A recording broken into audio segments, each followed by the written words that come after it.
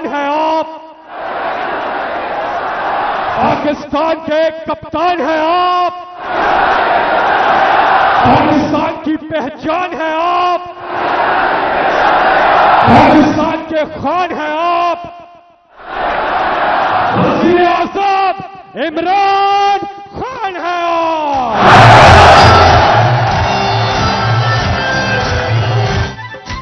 तेरा पाकिस्तान है, ये मेरा पाकिस्तान है, तेरा पाकिस्तान।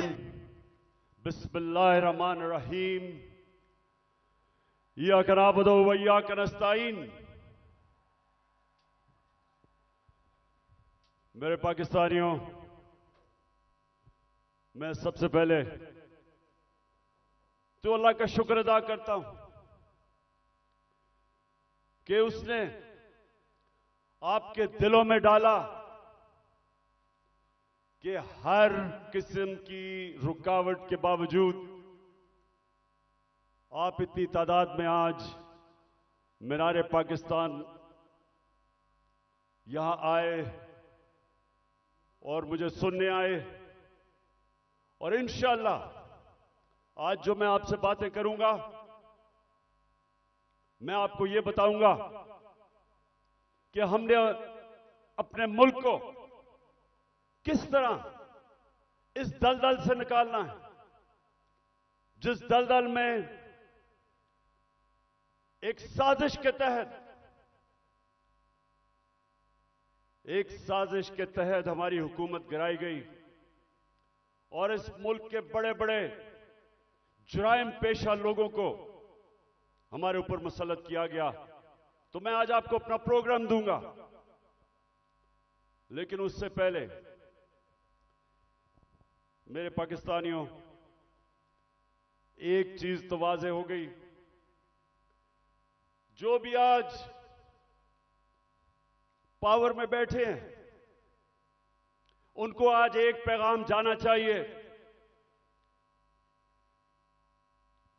कि लोगों का जुनून रुकावटों से नहीं रुक सकता, कंटेनर्स नहीं रोक सकते।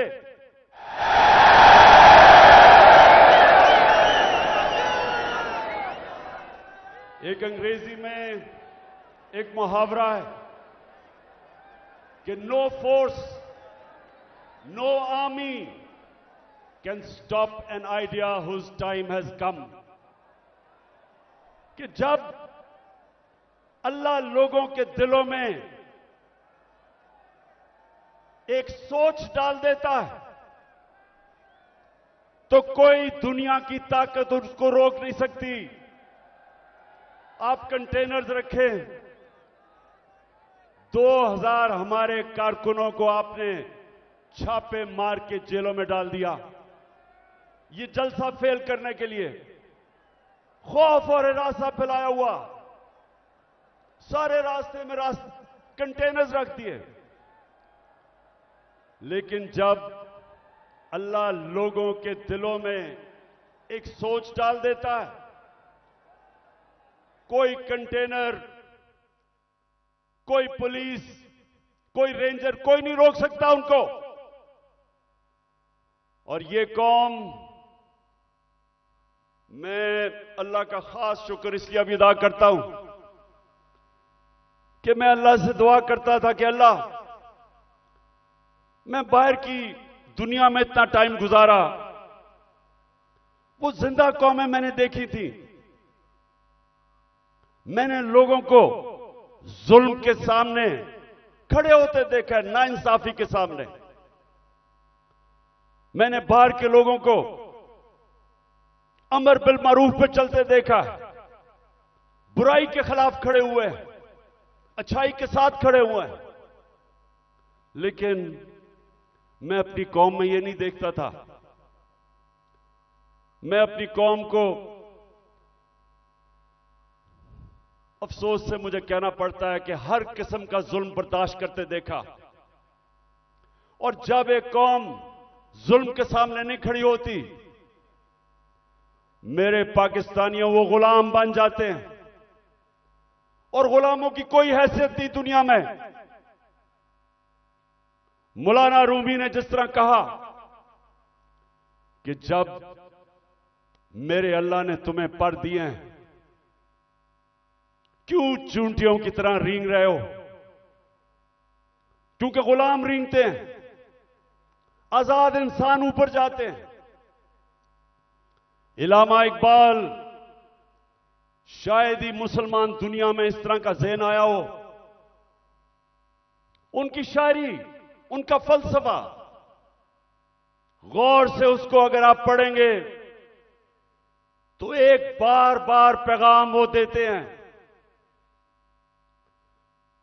हिंदुस्तान के गुलामी के अंदर पिसे हुए मुसलमानों को जगा रहे थे। उनको, मुसलमानों को याद करा रहे थे कि एक वक्त तुमने दुनिया की इमामत की थी और आज तुम्हारी कोई हैसियत नहीं है। जगा रहे थे उनको। सारा वक्त मुसलमानों को समझा रहे थे कि सिर्फ आजाद इंसानों की हैसियत होती है। तो पाकिस्तानियों, हम जो 23 मार्च बनाते हैं, हम 14 अगस्त बनाते हैं, लेकिन क्या हमें समझ है कि आजादी के लिए क्यों दुनिया तरसती है? क्यों आजादी? कई गुलाम भी बड़े खुशहाल होते हैं। कई मुल्कों के ऊपर दूसरे मुल्कों ने कब्जा किया तो वहां इतनी गुर्बत भी नहीं हुई, वो मुल्क के बेहतर भी चल पड़े। हांगकांग, एक मैं मिसाल देता हूं, हांगकांग गुलामी के अंदर उनके माशी हालात तो अच्छे थे, लेकिन पाकिस्तानियों सुन लो, जब से अल्लाह ने दुनिया बनाई है, हमेशा इंसान आजादी चाहता है। वो क्यों चाहता है? क्योंकि सिर्फ आजाद इंसानों की परवाज है। कभी आज तक सुना है कि किसी गुलाम इंसान ने, गुलाम ज़हनियत के इंसान ने, या किसी मुल्क जो गुलाम हो, कभी सुना है कि उसने कोई बड़ा काम किया हो? कभी सुना है कि दुनिया में उनकी कोई हैसियत हो? गुलाम अच्छे गुलाम रहते हैं। गुलामों की जिंदगी में जिल्लत है। अगर इंसान जिसको अल्लाह ने अशरफुल मखलूकात बनाया, सबसे अजीम मखलूक, तो अगर उसको अपने मुकाम की समझ नहीं है तो वो तो जानवर भी दुनिया में आते हैं, खाते पीते हैं, बच्चे पैदा करते हैं और मर जाते हैं।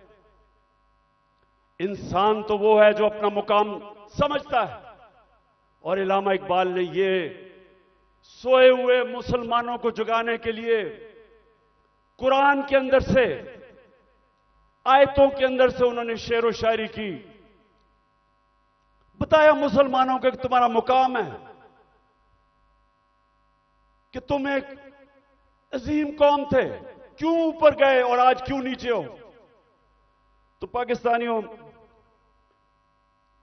मैं जो आज आपसे खास, पहले तो अपना प्रोग्राम देने से पहले बात क्या करना चाहता हूं। देखें, हमारा जो कलमा है, ला इलाहा इल्लल्लाह, वो याद रखें। आप अल्लाह के सामने दावा कर रहे हैं कि मौला, तेरे सिवा हम किसी के सामने नहीं झुकते। ये बड़ा दावा है। आप अपनी आजादी का दावा कर रहे हैं। आप अल्लाह के सामने एक बहुत बड़ा वादा कर रहे हैं, गवाही दे रहे हैं कि मौला, मैं मर जाऊंगा लेकिन किसी की गुलामी सिवाय तेरे नहीं करूंगा। यह है ला इलाहा इल्लल्लाह का मतलब। और जब मेरी नजर में, मैं कोई इस्लाम का आलिम नहीं हूं, लेकिन मेरी नजर में जब एक इंसान किसी और इंसान के सामने झुकता है, जब किसी बुत की पूजा करता है और मेरी नजर में सबसे बड़ा बुत खौफ का बुत है। जब वो खौफ की गुलामी करता है, वो इंसान जो कुरान में कहते हैं, अल्लाह कहता है कि जब इंसान गिरता है जानवरों से भी नीचे चला जाता है। तो मेरे पाकिस्तानियों, यहां 23 मार्च 1940, 23 मार्च 1940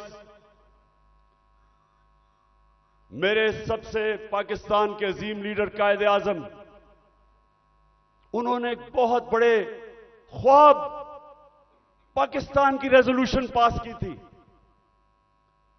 मेरे वालिद इकरामुल्लाह खान न्याजी इसी मिंटो पार्क में वो सुन रहे थे और वो भी इस ख्वाब की कि जी पाकिस्तान बनेगा। हालांकि तब कोई नहीं समझता था कि हमारा पाकिस्तान बनेगा।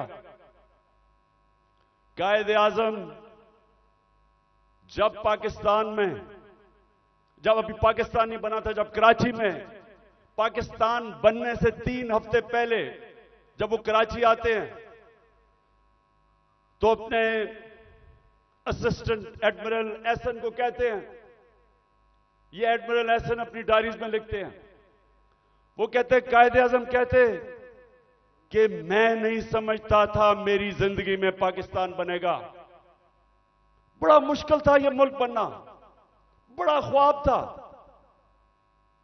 तो आज हम अपने आप से पूछें कि क्या इस पाकिस्तान के लिए यह कुर्बानियां दी थी लाखों लोगों ने? हम जब बड़े हो रहे थे तो नहर के ऊपर जिधर हम रहते थे,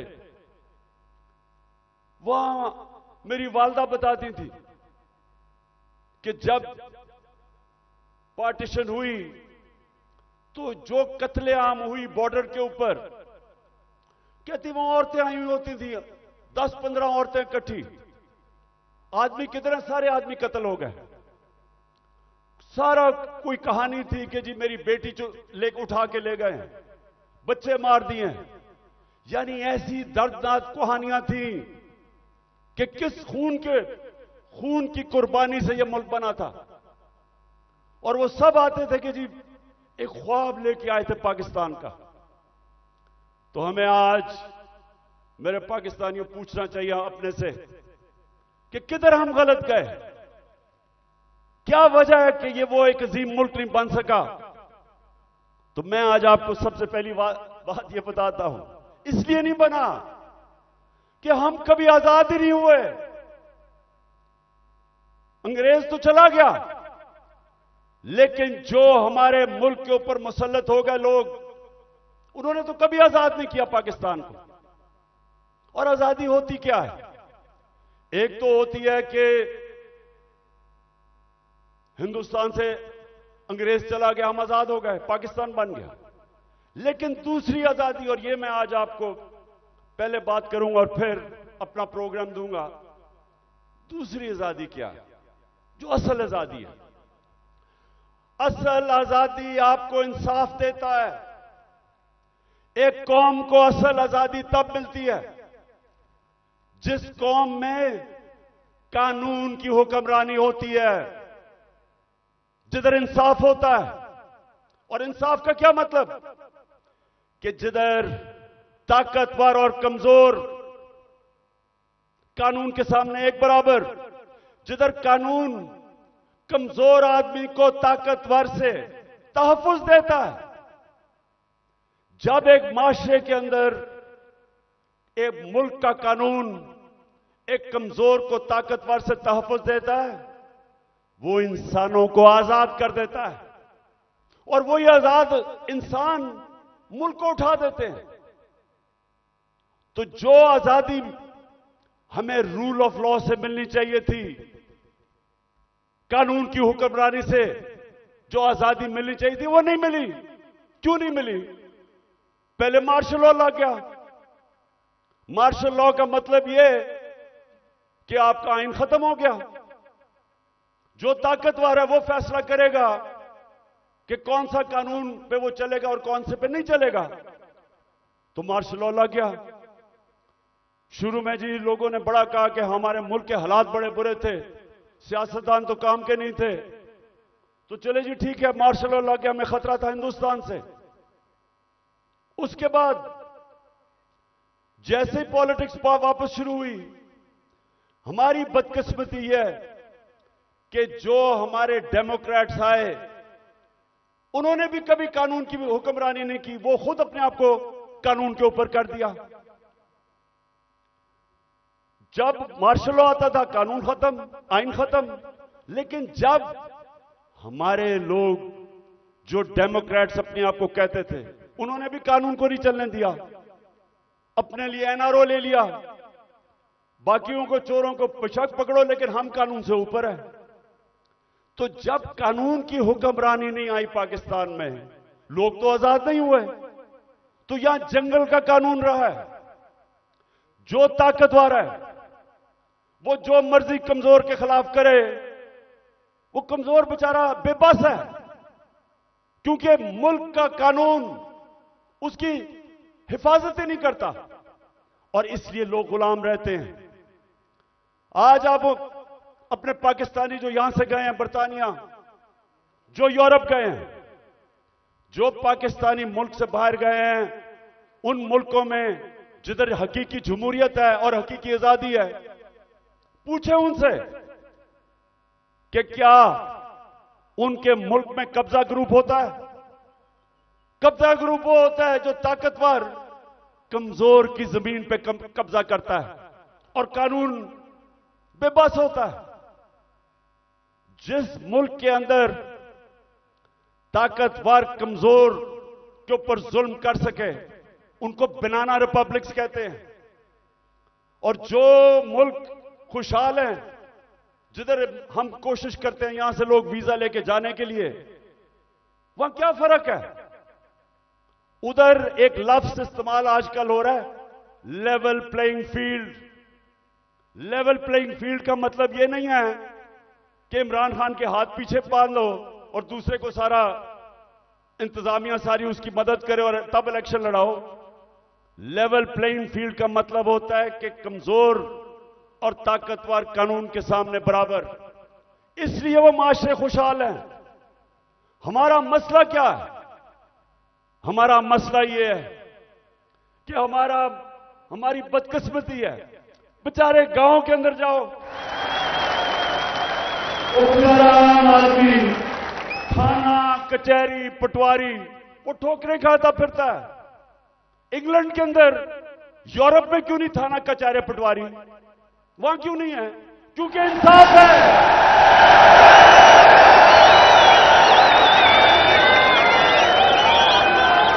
उधर का निजाम आजाद मुल्क है, वो लोगों को आजाद किया हुआ है, इसलिए वो खुशहाल हैं। वहां बेचारा, मैं गांव में, अब मियांवाली में जब मैं गया पहली दफा आज से 26 साल पहले पॉलिटिक्स के लिए, तो मुझे पहली दफा समझ आई कि बेचारा क्यों गरीब आदमी जकड़ा हुआ है, कमजोर आदमी। उसके घर चोरी हो, ताकतवर चोरी करवा दे, उसी के ऊपर पर्चा कर दे पुलिस, वो बेचारा ठोकरें खाता फिर रहा है। आजकल तो मैं अदालतों में जा रहा हूं, तो मेरे ऊपर, आपको पता है या नहीं कि मेरी क्या करूं, सेंचुरी तो हो गई है मेरी, अब मैं 150 पे जा रहा हूं। 100 हो गए तो बेचारे, अब मैं देखता हूं कि शुक्र अल्लाह ने मुझे कम से कम वकील दिए, मेरी पार्टी के वकील हैं जो साथ जाते हैं। वो बेचारा गरीब आदमी क्या करे? उसके ऊपर आप केस डाल दें, वो दहशतगर्दी का केस, 40 दहशतगर्दी के केस है मेरे ऊपर, 40। तो सोचे वो बेचारा गरीब आदमी, उसका मुखालिफ हो, उसकी जमीन पे कब्जा करना हो, कुछ भी हो, उसके ऊपर केस डाल दे, वो सारी जिंदगी बेचारा तबाह हो जाता है। ये है गुलामी। सिंध में जाएं, जो सिंध के अंदर जुल्म है आप अंदाजा ही नहीं कर सकते।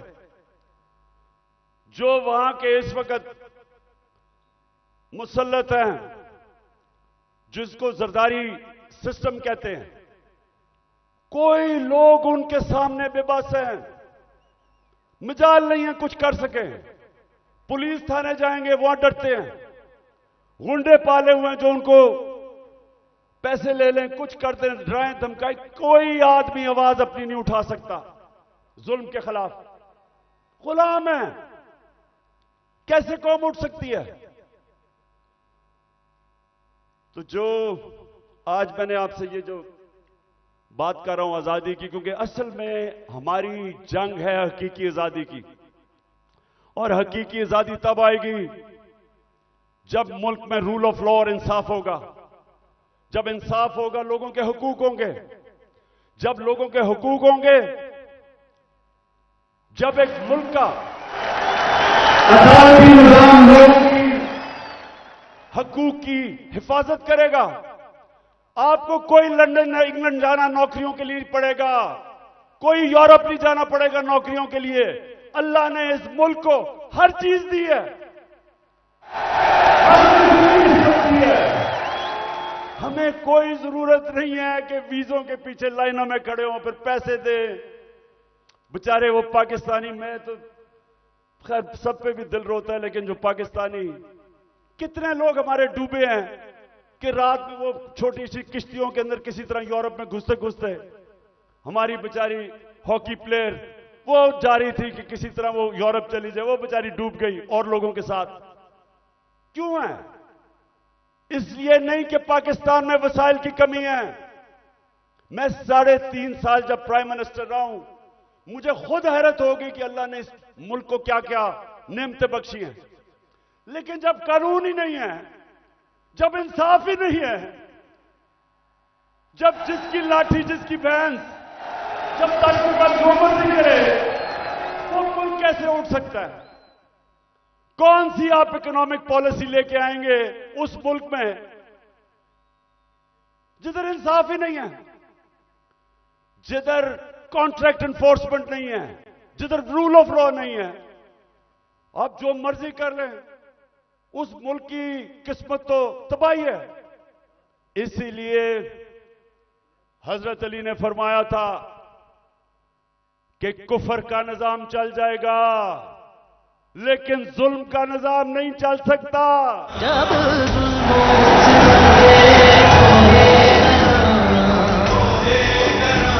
रुई की तरह उड़ जाएंगे हम महकूमों के पांव तले,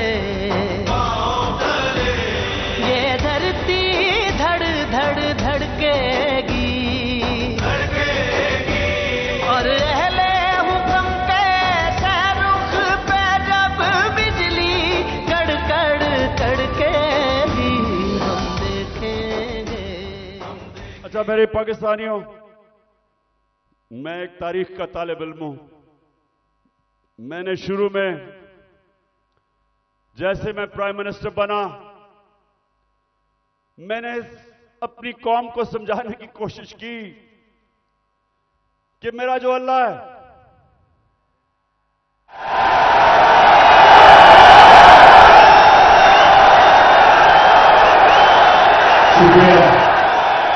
मैंने लोगों को समझाया कि मेरा जो मौला है, उसका कुरान में कहता है कि एक इंसान उसका हबीब है, वो मेरे नबी सल्लल्लाहु अलैहि वसल्लम है। और वो कुरान में हमें हुक्म करता है अल्लाह कि उनकी जिंदगी से सीखो। क्यों करता है? क्योंकि दुनिया की तारीख में कभी कोई इंसान को इतनी कामयाबी नहीं मिली, दुनिया की तारीख में कोई इतना बड़ा लीडर नहीं आया जो मेरे नबी सल्लल्लाहु अलैहि वसल्लम, उनके करीब कोई नहीं आया और ना आ सकता है, चाहे आप मुसलमान हैं या नहीं। किसी इंसान ने वो अचीव नहीं किया। तो जब अल्लाह का हुक्म है कि उनकी जिंदगी से सीखो, तो उनकी जिंदगी एक तो उनके अमाल है, लेकिन मदीना की रियासत उनकी सुन्नत है। और अल्लाह जब हमें हुक्म देता है कि वो जो रियासत बनाई थी मदीना की दुनिया की इमामत की उन लोगों ने वो क्या चीज थी, वो क्या असूलों के ऊपर वो खड़ा किया था मदीना की रियासत, कि वो अरब जिनकी कोई हैसियत नहीं थी। ये जरा जो आप में से तारीख जानते हैं जरा ये याद रखें, मैं बार बार लोगों को समझाता हूं कि 625 जंगे बदर, 625 जंगे बदर 313 लड़ने वाले थे। ये जरा गौर करें, ये तारीख का हिस्सा है। ये जो वर्ल्ड हिस्ट्री है उसके अंदर ये डॉक्यूमेंटेड है। 636 11 साल पहले मदीना में 313 और उसके बाद 2 जंगों में खंदक और ओहद के अंदर बाल बाल उमा बची, बाल बाल बचे मुसलमान। लेकिन 636 जो वो उस वक्त की दुनिया की सुपर पावर थी, रोमन एम्पायर, बेजेंटाइन एम्पायर, वो 636 में यारमुक की जंग में घुटने टेक देता है, सिर्फ 11 साल के बाद। ये तारीख है। और दूसरी सुपर पावर जो पर्शियन एम्पायर था, वो 637 में कुदसिया में घुटने टेक देता है। तो मैं आज अभी भी हैरत होती है कि क्यों नहीं हम सीख रहे कि वो क्या असूल थे कि उन्होंने उन अरबों की हैसियत नहीं थी, 2 सुपर पावर थी, उन्होंने दुनिया की इमामत की। सबसे पहले मदीना की रियासत में उन्होंने जो असूल खड़ा किया था, अदल और इंसाफ, उन्होंने लोगों को इंसाफ देकर आजाद किया था, गुलामी से आजाद किया था। जब इंसाफ मिला उन लोगों को, इंसान बराबर हो गए कानून में। हजरत अली रजी अल्लाह ताला खलीफा वक्त एक यहूदी से काजी केस उनके खिलाफ फैसला कर देता है कि बेटे की गवाही नहीं मानता। यह मुसलमानों का इंसाफ था। आज की दुनिया में मुझे बताएं, अपने मुल्क को तो छोड़े ना, मैं बात कर रहा हूं जो मगरिबी मुल्क अपने आप को इंसाफ के आज हमारे से बहुत आगे समझते हैं, क्या वहां भी हो सकता है आज ये कि अकलियत वो एक खलीफा वक्त से केस जीत जाए, और वो भी हजरत अली रजी अल्लाह ताला, उनका मुकाम, क्योंकि इंसाफ था। मेरे नबी सल्लल्लाहु अलैहि वसल्लम कहते हैं कि मेरी बेटी भी चोरी करेगी तो उसको सजा मिलेगी। हजरत उमर, बेटा जब उनका कानून तोड़ता है कोड़े मरवाते हैं उसको, कोई कानून के ऊपर नहीं था, इंसाफ था। एक हजरत उमर के दौर में वाकया हुआ, एक शहजादा मुसलमान हो जाता है, खाना काबा का तवाफ कर रहा होता है, एक गुलाम का पैर आ जाता है उसके चोगे पे, वो मारता है उसको, गुलाम को। गुलाम जाके हजरत उमर को बताता है, हजरत उमर उस शहजादे को बताते हैं कि तुमने ये किया था। हाँ, उसने कहा इसकी जुर्रत है। गुलाम को कहते हैं वापस मारो इसको। वो शहजादा दीन छोड़ के चला जाता है, लेकिन ये चीज कायम हो जाती है कि कानून के ऊपर कोई नहीं है। तो पाकिस्तानियों, अपनी तारीख से सीखो, सीखो। और ये जो आज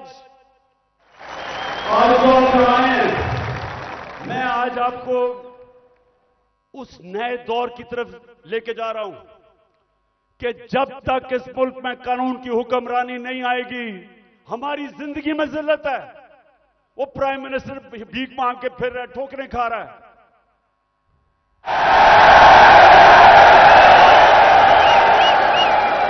अब तो खैर जनरल बाजवा का बयान आ गया है कि 40 मिनट में इसको बुरा भला कहता था, चुप करके शहबाज शरीफ मेरी बात सुनता था। अब यह होता है कि जब डिक्की में घुस के आप प्राइम मिनिस्टर बनने की कोशिश करें। बहरहाल मैं आगे आपको बताता हूं। देखिए, आप सुने मेरी बात। देखिए, आप हिंदुस्तान की तारीख देखें। जब दिल्ली की सल्तनत थी 350 साल, जो हुक्मरान जिसके दौर में इंसाफ था वहां खुशहाली थी, जो जालिम था वहां कैद भी पड़े। तारीख उठा के देख लें। जब शेर शाह सूरी जो हिंदुस्तान का बहुत ही अजीम लीडर था, वो कैसे ऊपर आया था? उसके बाप की एक जागीर थी, उसको कहा वो जागीर संभालो। बिहार के अंदर उसने जागीर को एक मिसाल बना दिया। कैसे? कानून की हुक्मरानी कायम करके सारे बड़े बड़े डाकुओं को उसने मार दार के भगा दिया, अमन कायम कर दिया। सारे इर्द गिर्द से जो ताजर थे वो सारे उधर पहुंच गए, वो खुशहाल हो गया। सबसे ज्यादा खुशहाल उसकी जागीर हो गई, उधर से वो उठा। तो जब विंस्टन चर्चिल, जब दूसरी जंग अजीम में तबाह हो रहा था बरतानिया, तो उससे जब लोगों ने आके पूछा कि जी हम बच जाएंगे, हिटलर की फौजें पहुंच गई हैं, यूरोप फतह कर लिया है, या बमबारी हो रही है, क्या हम बच जाएंगे? तो चर्चिल ने कहा कि क्या हमारी अदालतें इंसाफ दे रही हैं? जब उन्होंने कहा हां, तो कहता कोई ताकत नहीं हमें हरा सकती। तो मेरे पाकिस्तानियों, ये याद रखें कि जो जुल्म का निजाम है, यह आप फैसला करना है कि आपने उसका मुकाबला करना है। तो मैं अब आपको बताना चाहता हूं कि ये जो जुल्म का निजाम मौजूदा पाकिस्तान में वो है क्या। जरा अब मैं थोड़ी एक दो वीडियोस आपको दिखाऊंगा ताकि आपको पता चले कि यहां किस किस्म का जंगल का कानून है आज, या जंगल का कानून है, या कोई किसी को परवाह नहीं है कि कानून मुल्क का है या क्या है। जो दिल करा जिसको पकड़ा उठा लिया। 2000 हमारे कारकुनों को उठा लिया इन्होंने, रातों को गए, घरों से उठा लिया। वो बेचारी डॉक्टर रुबीना अपनी क्लिनिक में बैठी थी, उसको उठा के ले गए। वो मैं भी आपको बाद में आता हूं, पहले मैं जरा आपको बताना चाहता हूं कि ये हुआ क्या हमारे साथ। पहली दफा 25 मई में हमने एक मार्च की इस्लामाबाद। 3 मार्चेस पीडीएम के लोगों ने मेरी दौर में की थी। एक एफआईआर नहीं कटी, कोई रुकावट नहीं थी। बल्कि तो मैंने कहा था आप मार्च करें, मैं आपके लिए खाने खूने का बंदोबस्त करूंगा।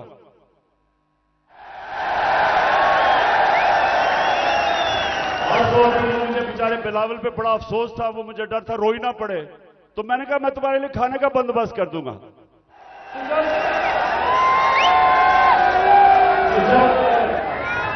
जब 25 मई को हमने मार्च की, लोगों के घरों में घुस के 3-3 बजे पुलिस ने लोगों को उठाया, पकड़ के ले गए लोगों को। वो हमने जो कभी तस्वर नहीं किया पाकिस्तान में होगा। वहां जाके इन्होंने जो शेलिंग की, जो इन्होंने लोगों से जुल्म किया, औरतें बच्चे, वो सारी हमारे पास डॉक्यूमेंटेड है। फिर अब इस साल आ जाए 8 मार्च को हमने परमिशन लेके अपनी इलेक्शन की रैली शुरू की। जमान पार्क से शुरू करनी थी। जरा ये अब गौर से सुने हुआ क्या। पुलिस हमें परमिशन देती है, सुप्रीम कोर्ट के हुक्म के ऊपर 30 अप्रैल को पंजाब का इलेक्शन अनाउंस होता है। हम अपने इलेक्शन की रैली का आगाज करते हैं। सुबह को एकदम मुझे खबरें आती हैं कि जनाब पुलिस टीयर गैस शेल लेके तैयारी करके वो सारी जगह उन्होंने नाके लगा दिए। हमें परमिशन मिली हुई थी, इलेक्शन अनाउंस हो गया है। उसके बाद खबरें आती हैं कि जी वो पुलिस ने जिधर जिधर रैलीज आ रही थी उनके ऊपर अटैक कर दिया, टीयर गैस कर दी, लाठीचार्ज कर दिया। मुझे समझना है कि ये हुआ क्या है। उसके बाद आहिस्ता आहिस्ता जब मुझे घर में खबरें आई, मैं समझ गया। इश्तिहार डालना इश्तिहार कर हमारे लोगों को उसमें डालना चाहते थे। मैंने रैली खत्म कर दी। मुझे डर था कि ये तसादम चाहते हैं, क्योंकि इलेक्शन नहीं चाहते। जो इलेक्शन चाहता है वो तसादम वो फसाद तो नहीं जाएगा। इलेक्शन जो नहीं चाहते, जो डरे हुए हैं, जो भाग रहे हैं, वो उनकी कोशिश थी कि किसी तरह फसाद हो और इलेक्शन आगे चले। मैं कैंसिल कर देता हूं, अगले दिन फिर अनाउंस करते हैं, फिर इजाजत नहीं देते, फिर कैंसिल कर देते हैं।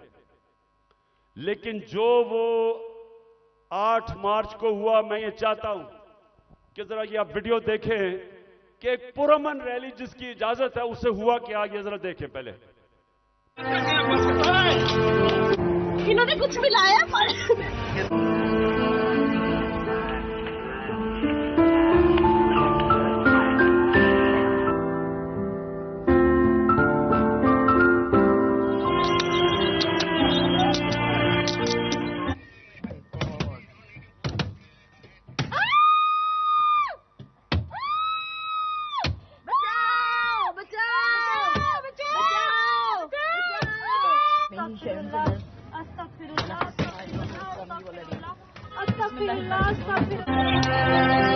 गाड़ी तोड़ी है, मेरे कपड़े फाड़े हैं, दे सकते हैं दंड।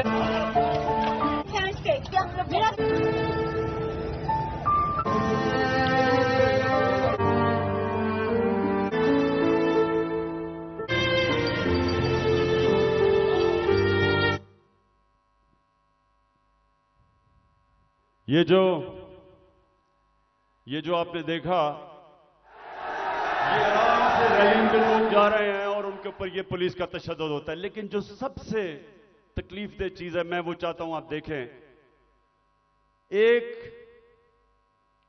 एक मलंग, एक दरवेश, एक स्पेशल पर्सन, जिससे वो सारे मेरे घर के बाहर जो कैंप लगा हुआ था, सब जिससे प्यार करते थे, जिसके पास प्यार के अलावा था ही कुछ नहीं, उसको प्यार में लोग जिले शाह कहते थे। अब जरा एक वीडियो देखें जिले शाह की, ताकि आपको समझ आए कि वो किस तरह का इंसान था। और मैं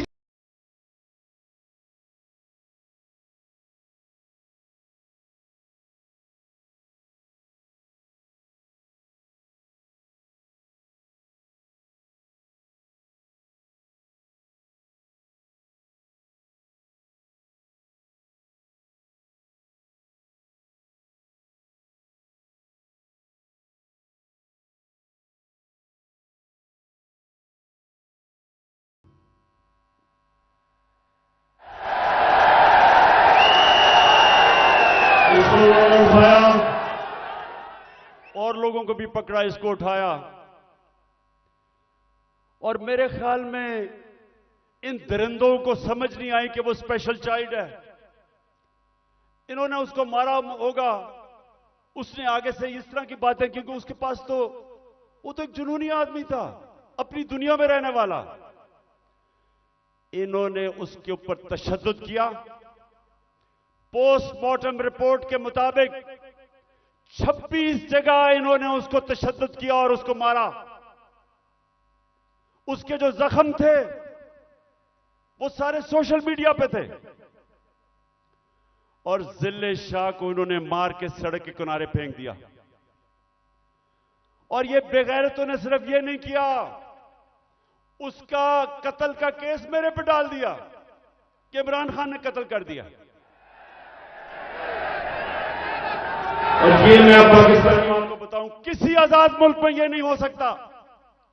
यह सिर्फ गुलाम मुल्कों में होता है, जिधर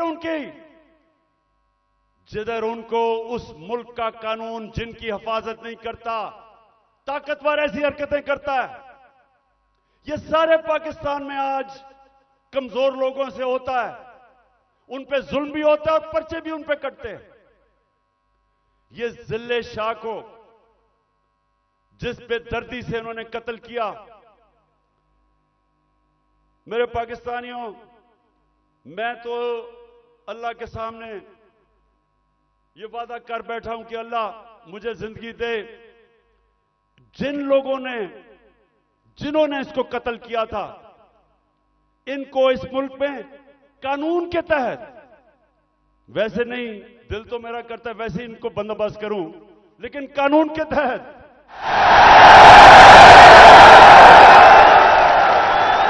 इससे ज्यादा लोग नहीं हो सकते। ये इंसान नहीं है, ये दरिंदे भी नहीं हैं। ये कैसा, ये इनके जो ज़हन है, ये बीमार लोग हैं। और इन्होंने उसके बाद मेरे पे कत्ल का केस किया। उसके बाद 3 दिन के बाद इनको अकल आई, फिर कहते एक्सीडेंट में मर गया। उसके बाद क्या हुआ, आप जरा आगे सुने। उस दिन यह हुआ 14 मार्च मेरे घर एक वारंट लेके आ गया। मैंने उनको समझाया कि जो वारंट थी वो गैर कानूनी थी। मेरे पास बेल थी 18 मार्च की, जो मैंने पहले ही फैसला किया था कि मैंने इस्लामाबाद जाना है अदालत में। तो मैं तो पहले ही जा रहा था, पुलिस आ गई, जी आपको इस्लामाबाद लेके जाना है। मैंने श्योरिटी बॉन्ड दिया वकील ने। अगर कानून कहता है श्योरिटी बॉन्ड दे दो तो पुलिस आपको अरेस्ट नहीं कर सकती। श्योरिटी बॉन्ड के मैं पहले ही 18 को अदालत में पेश हो रहा हूं।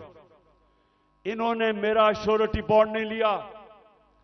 3 तरफ से जुबान पाक के ऊपर हमला हो गया। रेंजर्स, पुलिस, 3 तरफ से हमला। जिस तरह पता नहीं इमरान खान को कितना बड़ा दहशतगर्द था। सारा टीयर गैस शेलिंग इन्होंने वो चलाई, वो वाटर कैनन जिसके अंदर केमिकल था। फिर इन्होंने बंदूकें चलाई, पैलेट गन चलाई। मैं सिर्फ ये अब आपको दूं जो उस दिन हमारे साथ हुआ। मुझे पहली दफा पता चला पाकिस्तानियों कि फलस्तीन के लोगों के ऊपर इस्राइल क्या करता है, कि कश्मीर के लोगों के ऊपर हिंदुस्तान क्या करता है। मुझे ऐसे एहसास हुआ कि क्या जुल्म हो सकता है अगर आपकी रियासत आपके ऊपर हमला कर दे। हुआ जिस तरह इन्होंने अटैक किया और हमारे ऊपर पर्चे काट दिए। पानी फेंका गया है।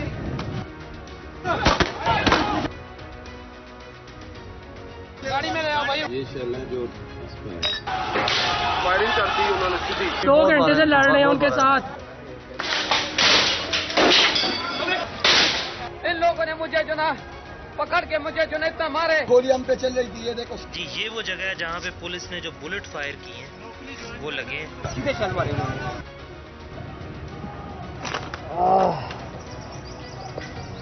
ये इन्होंने शेलिंग शुरू कर दिया।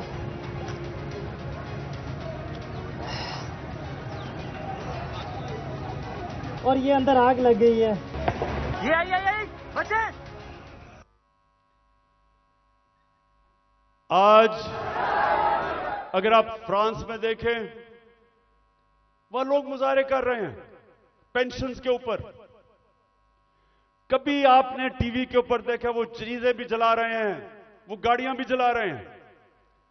कभी आपने देखा कि पुलिस उनके ऊपर फायरिंग कर रही है या रेंजर्स। कभी आपने देखा कि उनके लोगों को अफवाह करके लेके जा रहे हैं गैर, और फिर तशद्दुद कर रहे हैं उनके ऊपर। कभी फ्रांस के अंदर यह नहीं होगा, क्योंकि वो लोग आजाद हैं। उनका कानून उनकी हिफाजत करता है, उनको इजाजत देता है कि पुरअमन एहतजाज करो। और हम तो एहतजाज भी नहीं कर रहे थे। लोग क्यों मेरे घर के बाहर आए?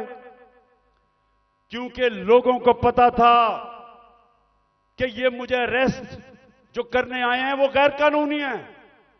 और लोगों को यह भी पता था कि ये जेलों में डाल के तशद्दुद करते हैं। सारे लोगों को पता था कि जो आजम स्वाति से क्या किया, जेल में डाल के कपड़े उतारे, तशद्दुद किया एक 75 साल आदमी को। कोई शर्म नहीं इनको आई। क्या पाकिस्तान का आईन राइट टू डिग्निटी देता है? किसी को इजाजत नहीं देता कि किसी को नंगा करके उसको जलील करो, उसकी वीडियो बनाओ। उससे पहले शहबाज गिल, उसको उठा के ले गए। 2 दिन उसको पकड़ के उल्टा लटकाया, उसको नंगा किया, उसके ऊपर हर किस्म का तशद्दुद किया। फिर सोशल मीडिया के लड़कों को पकड़ के ले गए। कितने लड़कों को लेके गए, उनके ऊपर यही उन्होंने किया। पता नहीं इन बेगैरतों को नंगा करने का क्या शौक है?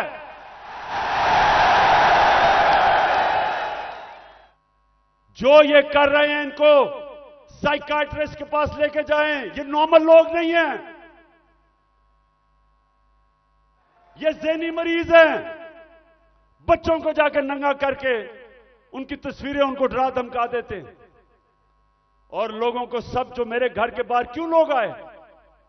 लोग इसलिए आए कि लोगों को पता ये बदनीयत लोग हैं।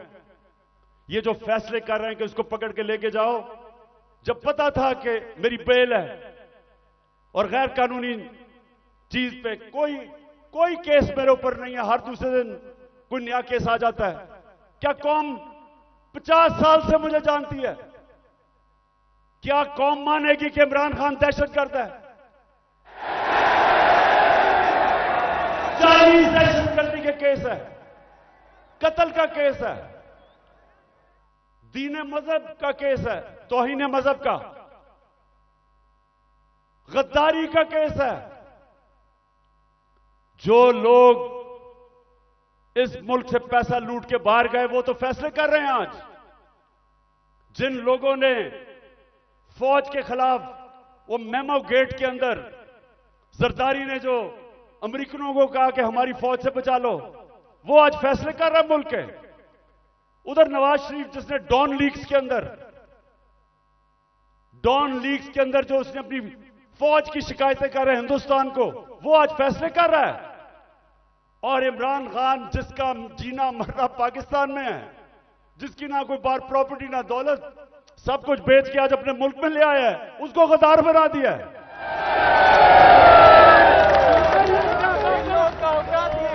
तो लोगों ने, और मैं आपको एक और वाकया बताऊं, इतनी 26 घंटे मेरे घर के ऊपर हमले हुए, आखिर में इतनी टेयर गैसिंग की, रेंजर्स आ गए, 72 बंद गाड़ी ले आए मेरे घर के बाहर, आर्मड कार, कि पता नहीं कलभूषण से भी ज्यादा बड़ा कोई गद्दार बैठा हुआ है वहां। तो आखिर में लड़के थक गए, वो सारे डरे हुए थे कि इनकी नीयत ही नहीं ठीक।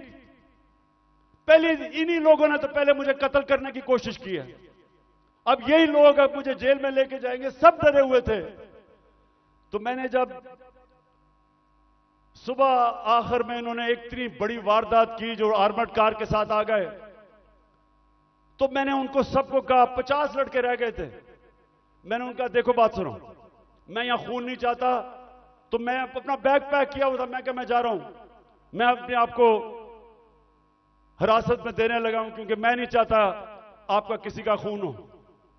वो सामने लेट गए, उन्होंने कहा हमने नहीं जाने देना कि ये आपको मार देंगे। और जो इन्होंने किया है, हमारे लोगों को जिस तरह उठा के तशद्दुद किया है, वो ठीक कह रहे हैं। ये जो आज पाकिस्तान में हो रहा है ये तो कभी हुआ ही नहीं है। 2000 लोग हमारे उठाए हैं इन्होंने, और कैसे लोग उठाए, अजहर मशवानी, सोशल मीडिया का बेचारा नौजवान, उसको पता ही नहीं कि किधर उठा के ले गए। उसके मां बाप की मुझे मैसेजेस आ रही हैं कि जी वो मेरा बेटा किधर गया, उसकी बहनें कर रही हैं, भाई आए हैं।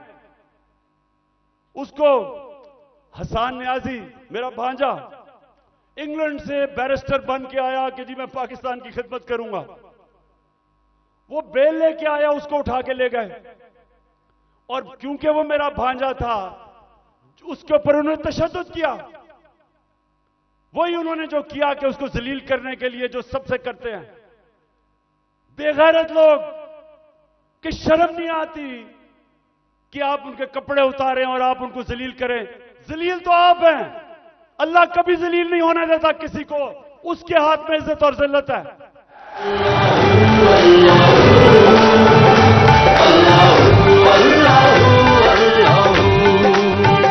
ये ज़मीं जब न थी, ये जहां जब न था, ये ज़मीं जब न थी, ये जहां जब न था, ये ज़मीं जब न न थी ये जहां जब न था, ये ज़मीं जब न थी ये जहां जब न था, चांद सूरज न। इसके अलावा सहाफियों जो इमरान खान की कवरेज देता है, पहले इन्होंने वो अशरफ शरीफ, मैं तो उसको सलाम करता हूं कि पाकिस्तान की तारीख में इस पाए का जर्नलिस्ट, इन्वेस्टिगेटिव जर्नलिस्ट आया ही नहीं कभी।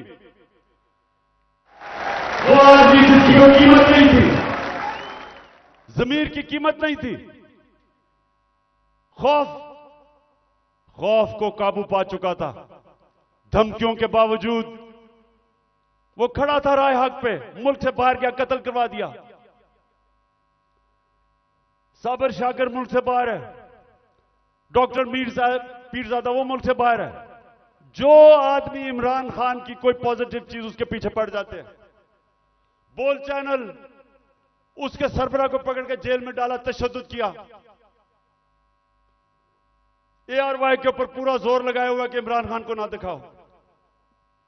सिर्फ जो इनके बिके हुए पालतू चैनल्स, उनको सारा वो चले, जो प्रोपेगेंडा इमरान खान, वो ठीक है, लेकिन जो थोड़ी पब्लिसिटी देते, जो सहाफी, सोशल मीडिया, उनके पीछे पड़ जाते हैं। कब पाकिस्तान में इस तरह की सख्ती थी? और कोशिश किसी तरह कर रहे हैं कि लोगों के ऊपर इतना खौफ तारी हो जाए, लोग इतना डर जाएं कि लोग इन जालिमों को कबूल कर लें। तो मेरा आज अपनी सारी कौम को पैगाम है ये कि देखें, ये जो खौफ है, मैं जो नजर देख रहा हूं अपने मुल्क में, उन्होंने आज भी कहा कि जी दहशतगर्दी होगी, सिक्योरिटी, मैं देख रहा हूं इतनी ख्वातीन आई हुई है, उसके बावजूद क्योंकि खौफ के ऊपर काबू पा लिया है, कौम आजाद हो रही है। और ये कौम जिस तरफ अब निकल गई है, कोई लोग जो ऊपर समझता है कि इनको गुलाम बना सकता है, उसको गलतफहमी में नहीं रहना चाहिए। ये अब वो कौम और इंशाल्लाह उस रास्ते पर निकल गई है जो एक बड़ा अजीम ख्वाब पाकिस्तान का था। पाकिस्तान का अजीम ख्वाब सिर्फ आजाद पाकिस्तानी बना सकते हैं, गुलाम नहीं बना सकते।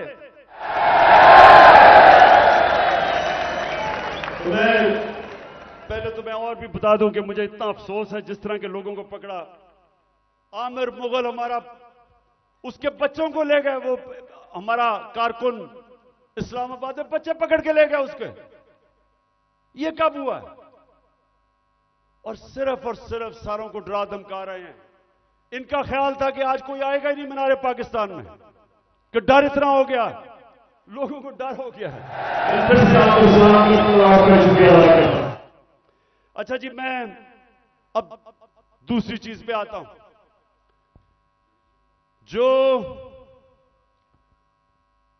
जो इन्होंने, अच्छा मुझे जब बुलाया इस्लामाबाद, अच्छा उससे पहले मैं बताऊं कि मैं जब इस्लामाबाद जाना था 18 तारीख को, इन सबको पता था कि मैं पहले अदालत में गया था। उससे पहले 17 की शाम को अदालत ने मुझे कहा था कि अब कोई पंजाब पुलिस आपके घर कुछ नहीं करेगी। उन्होंने कहा कि सर्च वारंट अगर उन्होंने लेना है तो एक एसपी का नाम लिया और एक हमारा उस वक्त शिबली फराज थे, उन दोनों के होते हुए वो मेरे घर में आके देखेंगे। उन्होंने कहा जी कोई पता नहीं, कोई असला है वहां। मैं जाता हूं इस्लामाबाद, जब इस्लामाबाद के टोल प्लाजा पे पहुंचता हूं तो पता चलता है कि मेरे घर के ऊपर दरवाजा तोड़ के कोई 50 पुलिस वाले घुस जाते हैं। अकेली बेचारी बुशरा बेगम घर पे, अकेली, 3-4 मुलाजिम के साथ, और वो घर पे घुसते हैं, सारे घर के ऊपर छतों पे घर को जो चीज आती है लूट लेते हैं। और वो जो बेचारे 5-6 मुलाजिम थे उनको जिस बेदर्दी से मारते, मैं सिर्फ चाहता हूं कि एक दफा देखें कि ये इन्होंने एक आदमी, छोड़ें कि इमरान एक्स प्राइम मिनिस्टर या लोग जानते हैं, किसी भी बाइज्जत किसी भी घर में अगर पता हो कि खामद घर नहीं है, बीवी एक दीनदार खातून पर्दादार, सोचें कि उसके घर में कभी ये आज तक पाकिस्तान में हुआ है?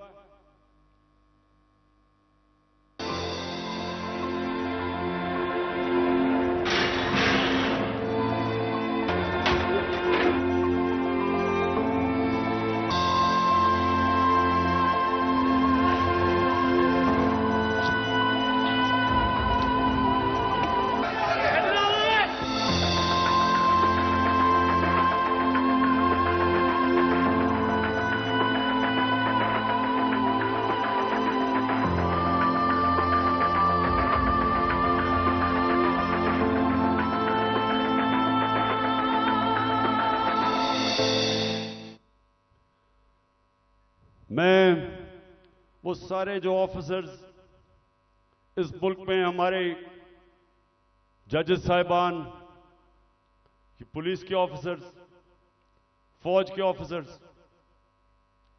पाकिस्तानी अपने, मैं सबसे एक सवाल पूछता हूं कि आपके घर में अगर ये होता तो आप क्या तकलीफ होती? आपको होती या नहीं होती?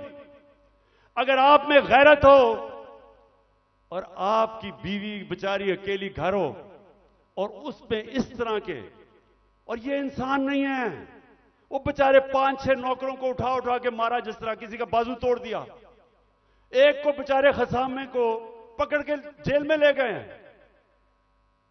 ये किस मुल्क में होता है? ये किसी आजाद मुल्क में नहीं हो सकता। जिन मुल्कों के अंदर कानून होता है, इंसाफ होता है, किसी पुलिस की जरूरत नहीं है ये करने की। तो अगर ये मेरे घर पे कर सकते हैं, किसी के घर पे भी ये इस तरह अटैक कर सकते हैं। इसका मतलब कि यहां तो जंगल का कानून है, अगर आपके पास ज्यादा ताकत है आप कुछ भी कर दे। मैं पहुंचता हूं इस्लामाबाद, आप ये भी सुने, मुझे नहीं पता था कि इन्होंने प्लान बनाया हुआ है। मैं समझा मुझे पकड़ने अरेस्ट कर लेंगे, मुझे नहीं पता था कि वहां मारने का प्रोग्राम बनाया हुआ है। मैं वहां से जब जुडिशियल कॉम्प्लेक्स पे गया, सारे रास्ते टीयर गैसिंग कि किसी तरह इमरान खान अकेला हो जाए, लोग इसके साथ ना हो।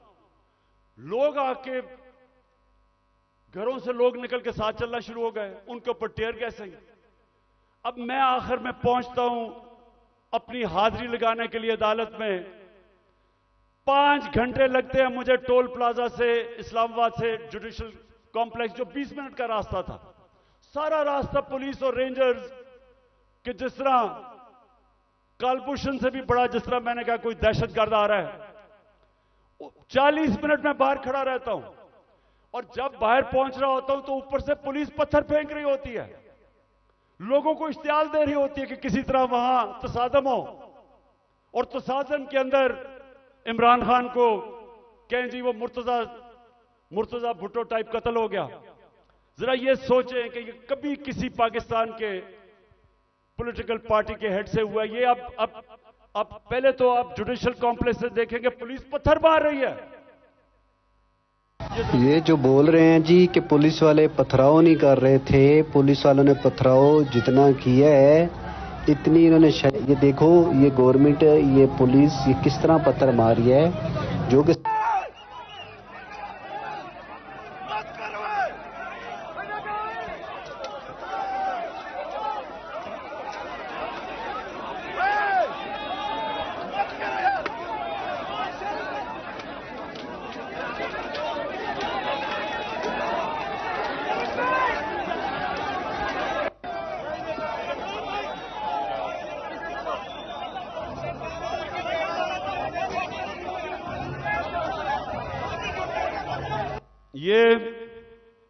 अब ये पहले पथराव कर रहे हैं, नीचे लोगों को इन्होंने इश्तियाल में डाला, और फिर मैं जब गाड़ी दरवाजा खोलता हूं तो सामने, आपके सामने, वो गाड़ी के सामने पुलिस देखे और वो मारना शुरू कर देती है।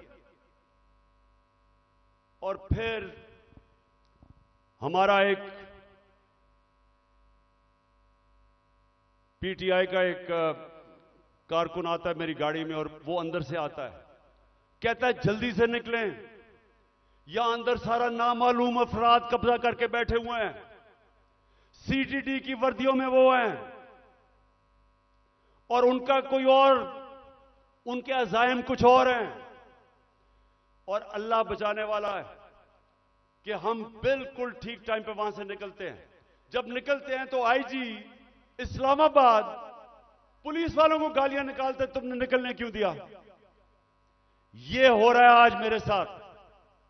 वापस आता हूं, पता चलता है जी एक और ऑपरेशन की तैयारी हो गई है। 1000 रेंजर तैयार बैठे हुए हैं क्योंकि पुलिस अब झिझक रही है ज़मान पाक पे अटैक करने के लिए, तो 1000 रेंजर तैयार किए हुए हैं ज़मान पाक को फतह करने के लिए। तो वो मुझे पता चलता है, मैं टीवी पे आके लोगों को बताता हूं प्लान क्या है। प्लान तो मुझे अंदर से पता चलता है। जिस तरह जब मुझे कत्ल करने लगे थे तो मैंने 1.5 महीना पहले सारी कौम को बताया था कि इन्हें दीनी इंतहा पसंद के नाम पे वारदात करनी है और वही हुआ। तो फिर मुझे तो अंदर से इंफॉर्मेशन थी कि इन्होंने क्या करना था। तो बहरहाल अब मैं आगे चलता हूं। जो 30 अप्रैल का इलेक्शन उन्होंने डिले किया, ये कौम जरा गौर से सुन लो। अब ये जो मुल्क में अब जंगल का कानून आ रहा है और तकरीबन आ गया, ये जो इन्होंने किया है कि जब आइन कहता है कि 90 दिन में इलेक्शन होगा, जब पाकिस्तान का सुप्रीम कोर्ट कहता है कि 30 अप्रैल को पंजाब का इलेक्शन है, तो किस मुंह से इलेक्शन कमीशन ने कहा कि जी अक्टूबर में इलेक्शन होगा। हमारे पास जी कहते पैसे नहीं है। तो मुझे यह इलेक्शन कमीशन मुझे यह बताए कि मुल्क का तो तुमने वैसी दिवालियां निकलता जा रहा है, तो अक्टूबर में किधर से पैसे आएंगे। तो इसका मतलब तो इलेक्शन होंगे नहीं। कभी इस तरह का सुना है किसी महज़ब माशरे में कि आइन कह रहा है कि इलेक्शन होंगे और यह कहते पैसे नहीं है जी इसलिए इलेक्शन नहीं। झूठ बोला कि जी आईएमएफ कह रहा है। आईएमएफ ने तस्दीक की कि हम नहीं कह रहे। तो कोशिश क्या है इनकी, इलेक्शन से भागो। अगर आइन तोड़ना पड़ता तो तोड़ो। किसी तरह इमरान खान इलेक्शन के में जीत के इक्तदार में ना आ जाए, बस ये 1 पॉइंट एजेंडा है। उसके लिए हम अदालत में जा चुके हैं और मैं आज सारे पाकिस्तान की लीगल कम्युनिटी को यहां से अपील कर रहा हूं कि ये वो वक्त आ गया है कि आज आपने स्टैंड ना लिया, अगर आज आप आइन के साथ ना खड़े हुए तो उसके बाद मुल्क में कानून खत्म। जो ताकतवर चाहेगा वही कानून होगा। जब वो फैसला करेगा कि इलेक्शन है तो तभी इलेक्शन होगा। तो पाकिस्तानियों, हमने सबने पाकिस्तान के सुप्रीम कोर्ट के साथ खड़ा होना है। हमने पाकिस्तान के आइन के साथ खड़े होना है। मुझे सारे हाथ खड़ा करके बताएं कि आप खड़े होंगे पाकिस्तान की आइन के साथ, सुप्रीम कोर्ट के साथ।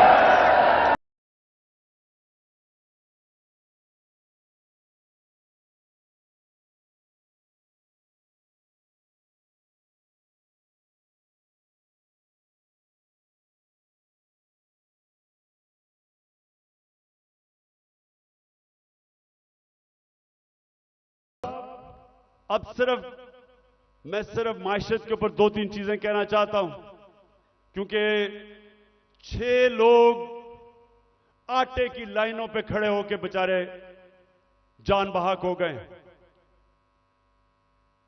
मैं सबसे पहले सवाल पूछता हूं कि अगर आपने आटा बांटना है तो क्या यह तरीका है कि इस तरह लोगों को जलील खड़ा करके जिल्लत देके कभी इस तरह भी आटा बांटा जाता है?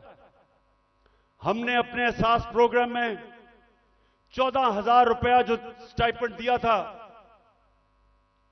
गरीब लोगों को, स्कूलों के अंदर बुलाया, मुहज़्ज़ब तरीके से बिठाया, उनको आराम से इज्जत से पैसे दिए, इस तरह जलील नहीं किया।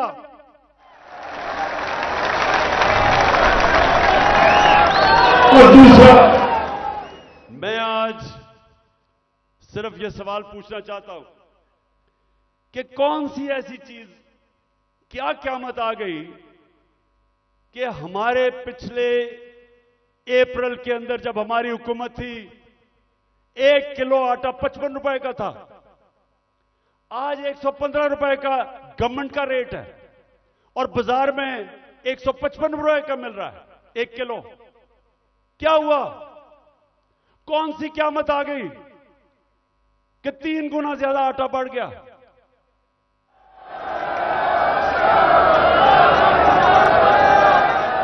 जनरल बाजवा वो आजकल इंटरव्यू देते हैं, तो एक इंटरव्यू में कहा उसने कहा इमरान खान बड़ा खतरनाक था पाकिस्तान के लिए, शायद इसलिए उसने हटाया और इनको ले आया। तो मैं उससे पूछता हूं कि आज जरा मुझे ये सिर्फ इन सवालों का जवाब दे दे कि आज, पहले मैं तेल पे आता हूं, आज दुनिया की आलमी मार्केट के अंदर जो तेल बिक रहा है वो $70 से $75 इस पे तेल बिक रहा है। हमारे दौर में $110 से $115 पे था। अब मुझे यह बताएं कि हम तो 150 रुपए लीटर डीजल और पेट्रोल तकरीबन 150 रुपए का बेच रहे थे, आज क्या हो गया है? आज होता है कि 293 रुपए का डीजल और 272 रुपए का पेट्रोल, तो दुनिया में तो तेल तकरीबन आधा हो गया है। तो हमें यह समझाएं कि आटा भी उस मानों पे। आज जो पाकिस्तान की जो हर हफ्ते वीक ऑन वीक जो कहते हैं एसपीआई जो महंगाई है वो 47% पे पहुंच गई है। सारे पाकिस्तान के महंगाई के रिकॉर्ड टूट गए। हिंदुस्तान, जब हमारी हुकूमत थी तो हिंदुस्तान में महंगाई 5.5% थी, पाकिस्तान में 10% के करीब थी। तो आज ये बताएं कि हिंदुस्तान में तो महंगाई गई है 6.5% और पाकिस्तान में पहुंच गई है 31%। 3 गुना ज्यादा महंगाई हो गई है। तो लोगों से पूछे, तनख्वाहदार से पूछे कि उनके ऊपर क्या हुआ। हम जब थे डॉलर, पिछली मार्च में जब इन्होंने नो कॉन्फिडेंस किया था तो डॉलर कितना था? 178 रुपए का, आज पहुंच गया 283 रुपए का। यानी अगर आपके बैंक में पिछली मार्च अप्रैल में आपका 100 रुपया था तो वो 65 रुपया रह गया है। वो जो 100 रुपया था वो सिर्फ आज 65 रुपए की चीजें खरीद सकता है। तो मैं बाजवा से पूछता हूं कि मैं तो बड़ा खतरनाक था, तो ये बताएं कि ये किसको ऊपर बैठा दिया है कि पाकिस्तान घुटनों पे पहुंच गया है।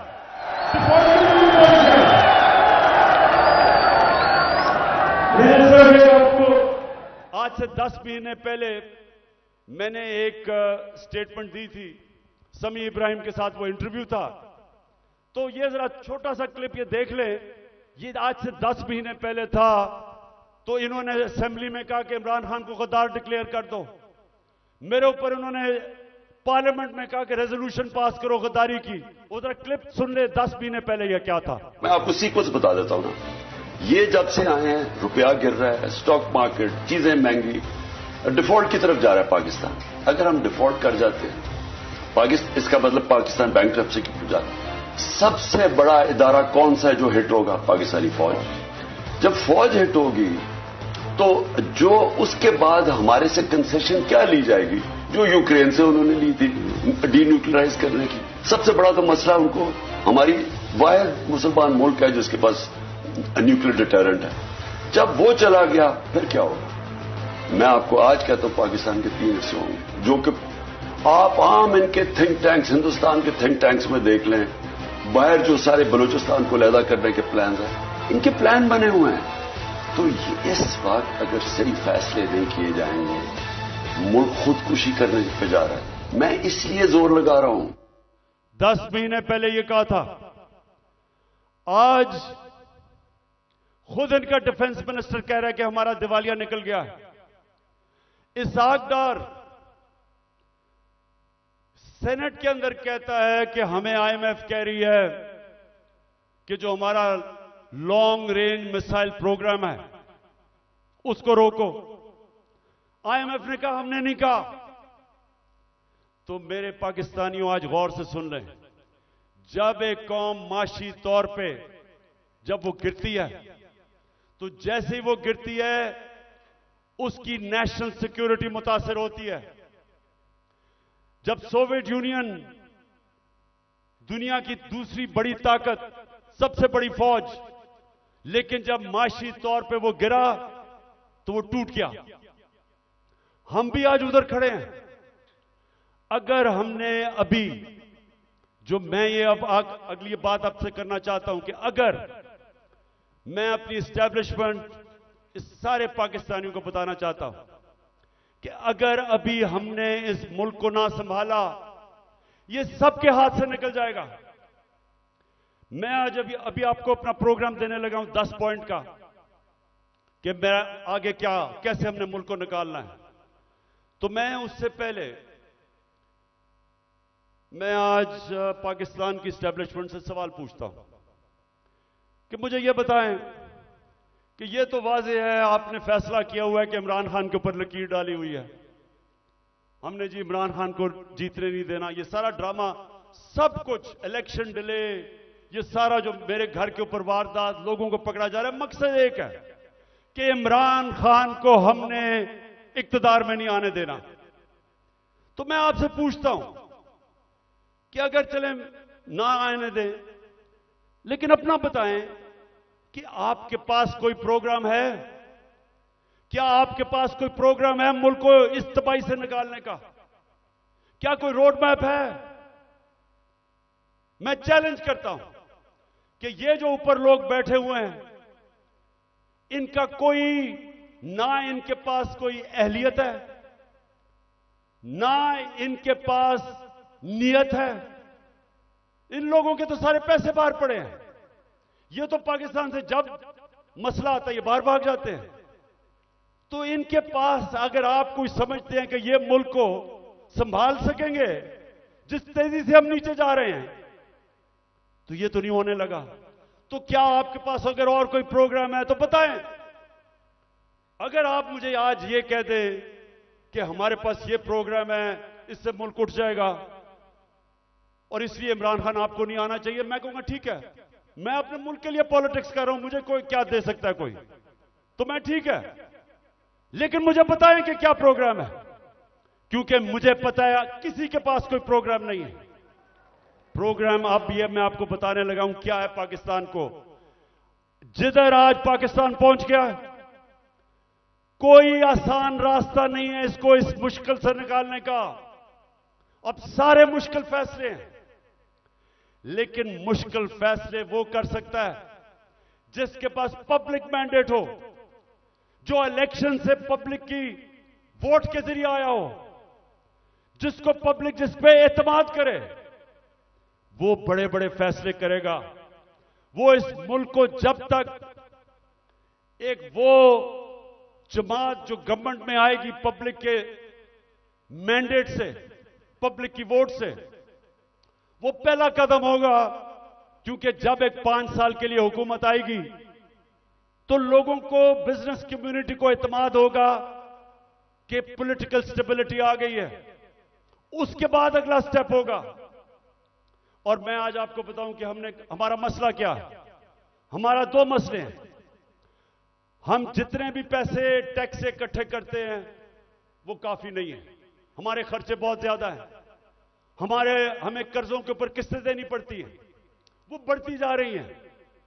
तो हमारे पास इतना पैसा नहीं है और हम शुरू ही करते हैं हम शुरू ही होते हैं खसारे से और हमें कर्जे पे मुल्क चलाना पड़ता है।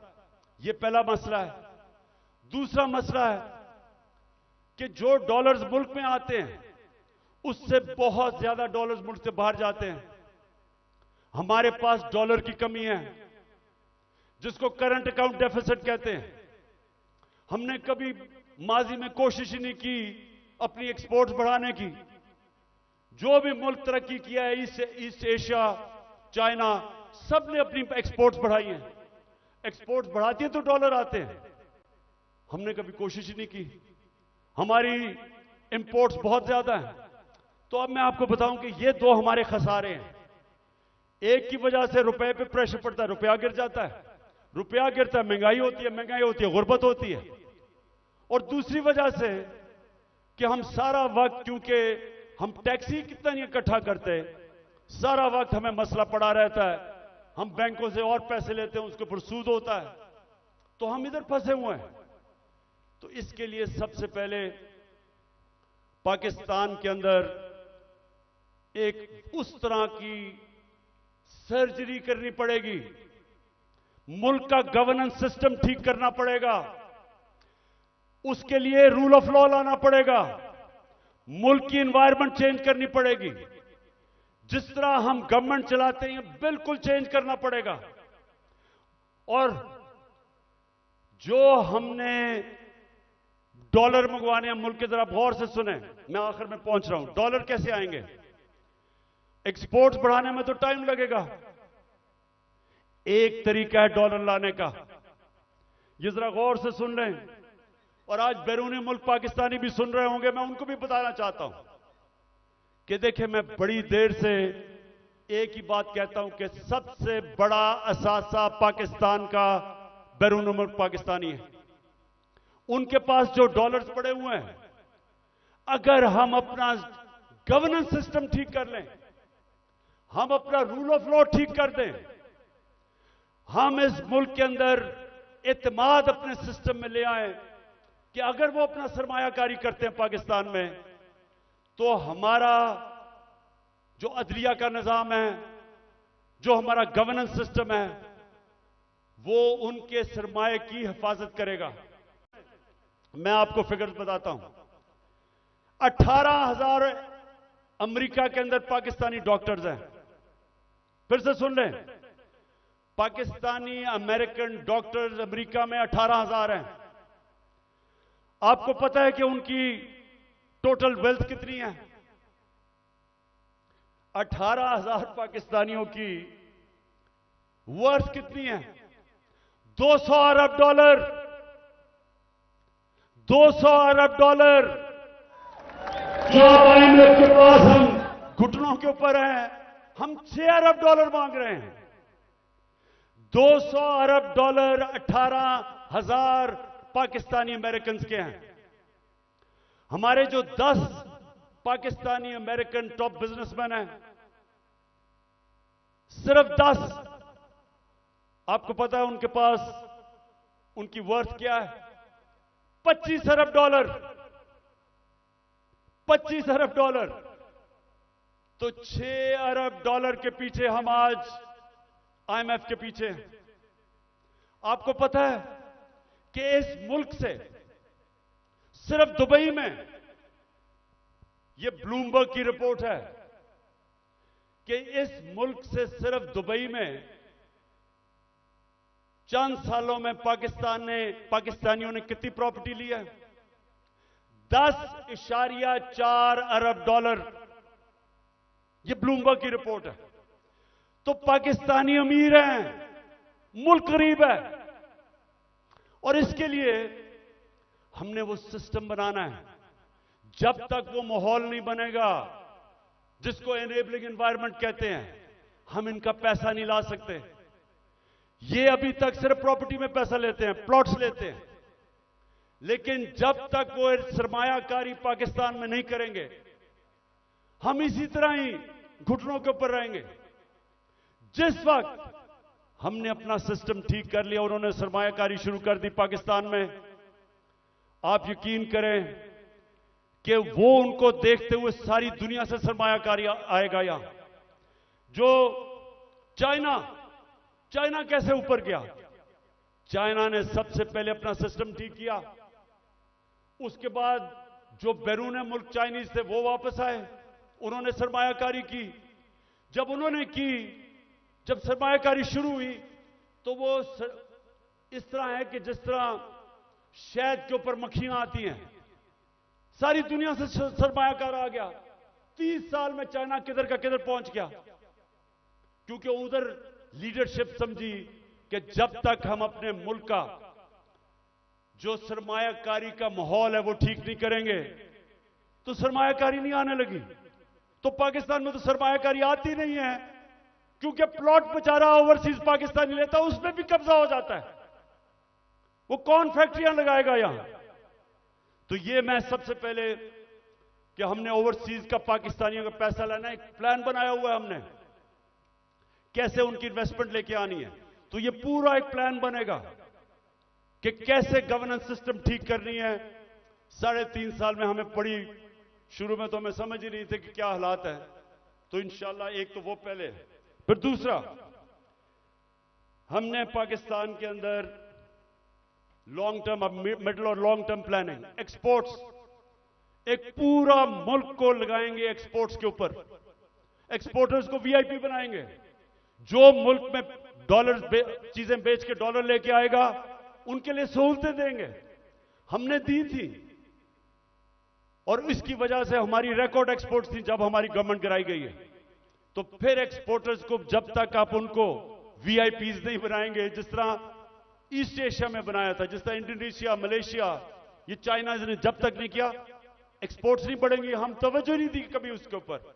फिर आईटी, हिंदुस्तान की 140 अरब डॉलर की आईटी एक्सपोर्ट्स है, हमने कभी तवज्जो ही नहीं दी। हमने जब दी थी तो 2 सालों में 70% हमारी आईटी की एक्सपोर्ट बढ़ गई थी। उनको हमने उठाना है, क्योंकि फ्यूचर टेक्नोलॉजी का है। तीसरी चीज, टूरिज्म। पाकिस्तान के पास कभी हमने तवज्जो नहीं दी। ये मुल्क, और हमारी बदकिस्मती के 2 साल कोविड हो गया, कोरोना हो गया, उसके बाद टूरिज्म खत्म हो गई। तो इंशाल्लाह पूरा मेरा प्लान है कि इस बार इंशाल्लाह अल्लाह ने मौका दिया, कैसे टूरिज्म उठाएंगे। उसके अलावा हमने कभी तवज्जो ही नहीं दी मदनियात पे, मिनरल्स पे। वो इसलिए क्योंकि वो सूबाई सब्जेक्ट बन गया है, सूबों के पास कैपेसिटी नहीं है। तो इस वक्त पूरा जोर लगाएंगे कि कैसे हमने पाकिस्तान के, और यहां बहुत अल्लाह ने नेमतें बख्शी हैं मदनियात में, लेकिन हमने तवज्जो नहीं दी, उससे भी हम डॉलर पाकिस्तान में आ सकते हैं। फिर इंडस्ट्री को, और खास तौर पे स्मॉल मीडियम इंडस्ट्री, ये हमने शुरू की थी और मुझे फख्र है कि हमारी 17 साल के बाद सबसे ज्यादा इंडस्ट्री बढ़ रही थी, जो आज फिर बंद हो गई है। तो वो उसके ऊपर, और स्मॉल और मीडियम जो छोटा इंडस्ट्री है उसके ऊपर हमने पूरा प्लान बनाया हुआ है। फिर अपनी ज़राअत की हमने सिर्फ प्रोडक्टिविटी बढ़ानी है। चाइना के साथ हमने बात कर ली थी कि कैसे हम पैदावार बढ़ा सकते हैं, और उन्होंने आना था, और बदकिस्मती फिर कोरोना की वजह से 2 साल चाइना बंद हो गया। तो उसका पूरा प्लान बना हुआ है। फिर जो बड़े बड़े पीआईए, रेलवे, गवर्नमेंट कॉरपोरेशन, ये सबसे ज्यादा नुकसान करती हैं पाकिस्तान में। जो हमारा जो पैसा आवाम पे खर्च होना चाहिए वो नुकसान पे चला जाता है। इनको रीस्ट्रक्चर करना है। ये भी हम आखिर में बना था, लेकिन हमारी गवर्नमेंट चली गई। इसका पूरा प्लान है। और फिर कैसे हमने अपने टैक्स कलेक्शन बढ़ाना है। अब ये जरा सुन लें, इस वक्त 22 करोड़ पाकिस्तानियों में सिर्फ 25 लाख टैक्स देने वाले हैं। 22 करोड़ पाकिस्तानियों में 25 लाख टैक्स देने वाले हैं। हमने नादरा के साथ मिलकर आइडेंटिफाई किए 4 करोड़ टैक्स देने वाले, उनके हमने टेक्नोलॉजी का इस्तेमाल करके हमने पता चलवाया कि इतने ज्यादा टैक्स पेयर जो पैसे नहीं देते, उनके लिए, ये मैं अब आखिर में आ रहा हूं, उसके लिए हमने पूरा प्लान बनाया हुआ था, लेकिन फिर हमारी गवर्नमेंट चली गई। लेकिन जब तक हम अपना टैक्स बेस नहीं बढ़ाएंगे, जब तक हमारा टैक्स नहीं बढ़ेगा, मुल्क आगे नहीं चल सकता। तो इंशाल्लाह उसका पूरा हमारा प्लान है। उससे मैं ये भी बता दूं कि हमने रिकॉर्ड टैक्स इकट्ठा किया था अपने दौर में। और फिर मनी लॉन्ड्रिंग, ये देखें हमारी जो एलीट है मुल्क की, शायद ही किसी मुल्क में ऐसे हो कि सारी एलीट जो पैसा होता है वो बाहर भेज देती है। प्रॉपर्टीज इनकी बाहर हैं, जिस तरह मैंने दुबई में बताया, लंदन, सारी दुनिया में। तो और ये चोरी का पैसा होता है।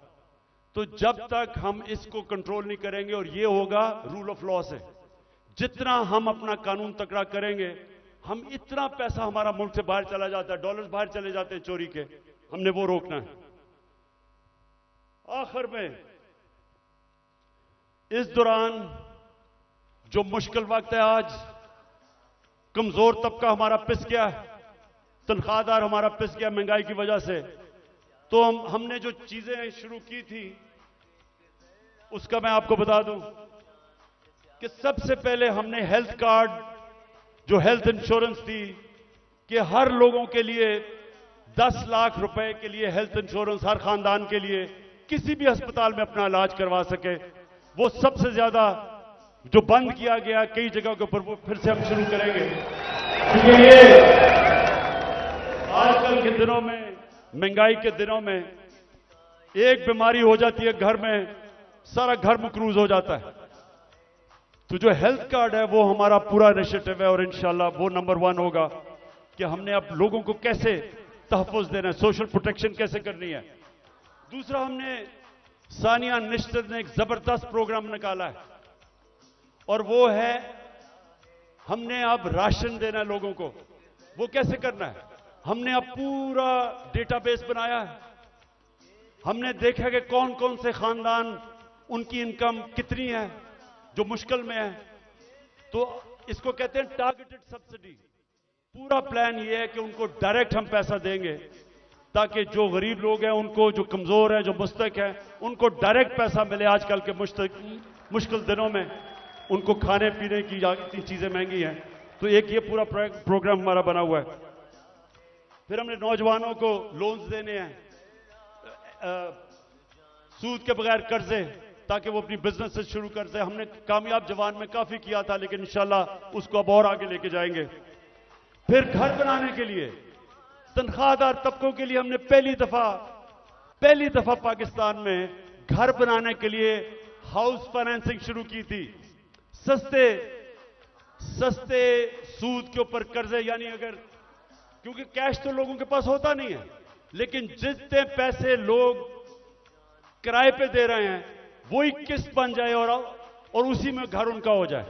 तो ये हमने पूरा स्कीम शुरू की थी, फिर से करेंगे, क्योंकि तनख्वाहदार लोगों के लिए अपना घर बनाना नामुमकिन है, वो फिर से शुरू करेंगे। फिर कच्ची आबादी, इतनी ज्यादा कच्ची आबादियां हो गई हैं। हमने आखिर में ये प्रोग्राम बनाया था, क्योंकि टाइम लगा डेवलप करने में। अब सारी कच्ची आबादियों के अंदर, ये मलेशिया में भी हुआ है, ये तुर्की में भी हुआ है, हम क्या करेंगे कि उनके लिए मॉडर्न फैसिलिटीज उधर ही खड़ी करेंगे, और डेवलपर को कहेंगे कि वहां एक बिल्डिंग बना ले, और वो ही उनके लिए बिल्डिंग बनाए जिधर उनको फैसिलिटीज मिल जाए, पानी मिले, सही माने में वो रह सके, बजाय गंद के अंदर कच्ची आबादी में लोग रहते हैं, और घर भी अपना हो जाए।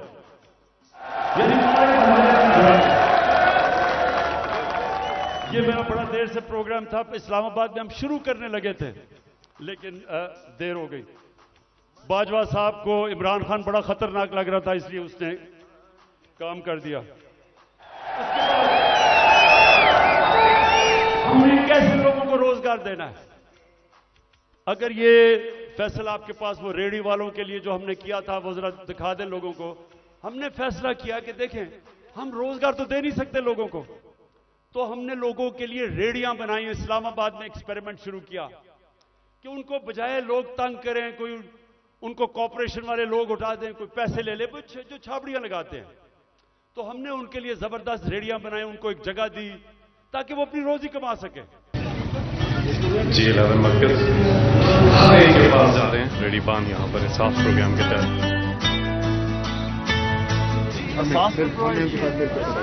जी बहुत शुक्रगुजार हैं आप लोगों के, हमारे बारे में इतना कुछ सोचा सर भी आप लोगों।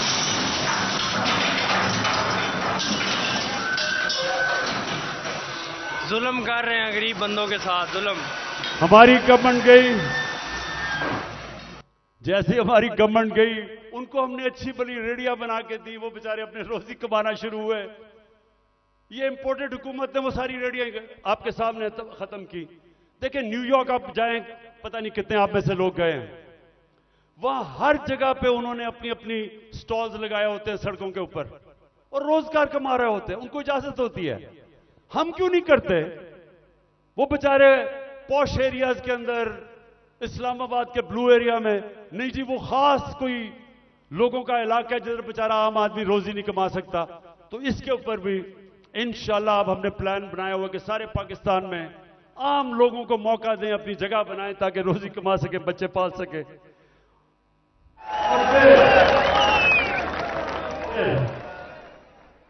जो हमारे घर के मुलाजिम हैं, मेरे पाकिस्तानियों, मेरे नबी सल्लल्लाहु अलैहि वसल्लम ने जब गुलामी खत्म करने का शुरू किया तो उन्होंने क्या किया? उन्होंने कहा कि जो आपके घर में गुलाम है उनको इस तरह रखो कि जैसे वो आपके घर में आपकी फैमिली है, उनको वही खाना खिलाओ, उनको अच्छी तरह रखो। ये उन्होंने पहला कदम उठाया था कि उनको इंसान समझो, उनके भी हुकूक हैं। मैं जब बरतानिया गया तो उधर मैंने पहली दफा देखा कि जब किसी के भी घर में कोई काम करने आता है तो उसका कॉन्ट्रैक्ट होता है, कितनी देर काम करेगा, छुट्टी कब मिलेगी, तनख्वाह कितनी होगी, ये कॉन्ट्रैक्ट साइन होता है। मुझे अफसोस से कहना पड़ता है कि हम अपने मुल्क में अपने मुलाजमों को ठीक नहीं रखते और ये हमारे दीन के खिलाफ है। हमें बिल्कुल उस तरफ जाना चाहिए कि उनको हम कॉन्ट्रैक्ट्स दें, बताएं कि जितना पैसा मैं आपको दे सकता हूं उसके मुताबिक करें, उनको छुट्टी दें, उनके ऊपर पूरी कोशिश करें कि वो आपके जिस तरह फैमिली मेंबर है।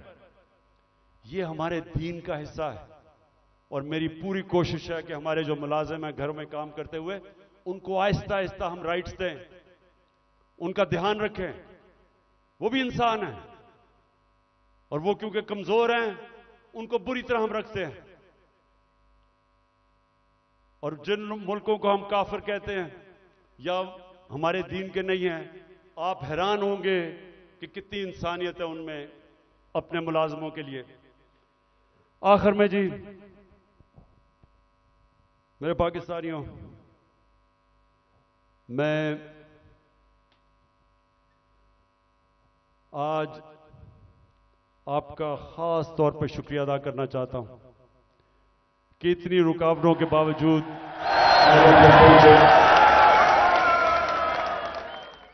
मैं आज फिर से अपने मुल्क में जो इस वक्त ताकत में है उन सबको पैगाम देना चाहता हूं कि देखें, जिस तरफ हमारा मुल्क जा रहा है, मैं फिर से कहता हूं, मुझे खौफ है कि ये उधर पहुंच जाएगा जिधर कोई भी इसको रोक नहीं सकेगा। इंडस्ट्री बंद हो रही है, महंगाई बढ़ती जा रही है, एक्सपोर्ट्स गिर रही हैं, जो बाहर से पाकिस्तानी रेमिटेंसेस भेजते हैं वो कम हो रही हैं। अब इंडस्ट्री बंद होगी तो टैक्स कलेक्शन कम हो जाएगी। तो क्या इनका सिर्फ इस वक्त तो एक ही है कि कहीं से कर्जा मिल जाए। कर्जे बढ़ते जा रहे हैं, आमदनी सुकड़ती जा रही है। एक घर जब उसमें मुश्किल वक्त आता है, उसके ऊपर कर्जा चढ़ जाता है, तो वो क्या करता है? वो अपने खर्चे कम करता है, अपनी आमदनी बढ़ाने की कोशिश करता है। हमारी तो आमदनी सुकड़ती जा रही है। तो मैं आज सबको कहना चाहता हूं कि अगर आप मुझे यह बता दें कि इस दलदल से निकलने के लिए हमारे पास स्वाय साफ और शफाफ इलेक्शन की कोई और प्लान है तो मुझे बता दें। और कोई आपके पास प्रोग्राम नहीं है। इस वक्त सिर्फ प्रोग्राम बना हुआ है कि इमरान खान को बाहर कैसे करना है। फिर से मैं कहता हूं, कोई तो आपके पास प्रोग्राम होगा। एक तेजी से तबाही की तरफ मुल्क जा रहा है। कहीं बाहर के तबसरे पढ़ लें, हिंदुस्तान का टीवी देख लें, वो क्या कहते हैं पाकिस्तान के मुताबिक तंज कर रहे हैं। लेकिन हम सिर्फ यहां सारे जो साहिब इख्तिदार हैं बस एक ही ज़हन में है कि जी इमरान खान को बाहर कैसे रखना है। तो मैं फिर से आज अब सबको अपील करता हूं कि हमारे पास वक्त कम है। मुझे कहते हैं जी इलेक्शन डिले कर दें अक्टूबर तक। मुझे एक चीज बता दें कि अक्टूबर में इलेक्शन करवाने से मुल्क को क्या फायदा होगा। मुझे यह कन्विंस कर दें कि अगर इलेक्शन डिले होता है तो मुल्क तब तक संभल जाएगा। मुल्क तो नीचे जा रहा है, हल कोई है नहीं, लेकिन सिर्फ इसलिए कि डरे हुए हारने से इलेक्शन नहीं करवाना।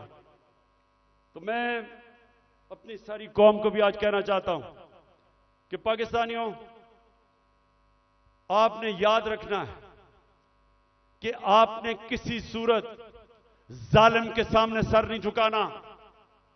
आपने अपनी आजादी के लिए ये जो खौफ का बुत है इसको तोड़ना है। ये जो पकड़ धकड़ तशद्दुद करना, रेंजर्स ले आए कि जी पुलिस नहीं तो रेंजर्स आ जाएं, क्या इससे मुल्क ठीक हो जाएगा? क्या इससे लोग डर जाएंगे? लोगों ने नहीं अब डरना। ये जितना आप ये जुल्म करेंगे लोगों की नफरतें बढ़ेंगी। जो निकलता है, जो जिसको आप तशद्दुद करके जब वो निकलता है उसके अंदर नफरत भरी होती है। मुझे तो पहली दफा पता चला कि जब मुझे एक बलूचिस्तान में मिनिस्टर ने कहा, उसने कहा इमरान खान खुदा के वास्ते अपने लोगों को बताओ कि ये जो हमारे लोगों को पकड़ के तशद्दुद टॉर्चर करते हैं, वो जब वापस जाता है सारा का सारा गांव खिलाफ हो जाता है। वो कहता है जब वो उसकी जिस तरह उस बेचारे को जिले शाह को कत्ल किया, अगर कत्ल करते हैं जब उसकी जो डेड बॉडी मिलती है फिर सब के खिलाफ हो जाते हैं। ये तो कहता सारी कौम को ही खिलाफ कर रहे हो। कभी यह भी तरीका है कि इंसानों को भेड़ बकरियों की तरह डंडे मार के लाइन में करो? इंसान ऐसे नहीं होते। इंसान को समझाना पड़ता है, दिल और दिमाग की जंग होती है। ये डंडे से कोई आज तक नहीं ठीक हुआ। और ये जो खौफ फैलाया हुआ है कि जी हम ये कर देंगे, हम आपको ये मार देंगे, हमने ये कर दिया, फिर से हमला होने लगा है। देखें, आखिर में मैं आपको ये बात बता दूं, आज है 25 हो चुकी है। 25 मार्च को पाकिस्तान वर्ल्ड कप जीता था। मेरी जितनी सारी टीम थी, मेरी सारी टीम, और वो अभी सारे लोग क्रिकेट के ऊपर बातचीत करते हैं, कभी उनसे पूछें, सारी टीम दिल हार चुकी थी। सबका क्या था, हम इतना बुरा हमारा हालात थे, सबने कहा कि हम नहीं जीत सकते। अभी भी किसी टीम वालों से पूछ लें, एक आदमी था जो कहता था अभी हम जीतेंगे, और वो आपके सामने खड़ा है।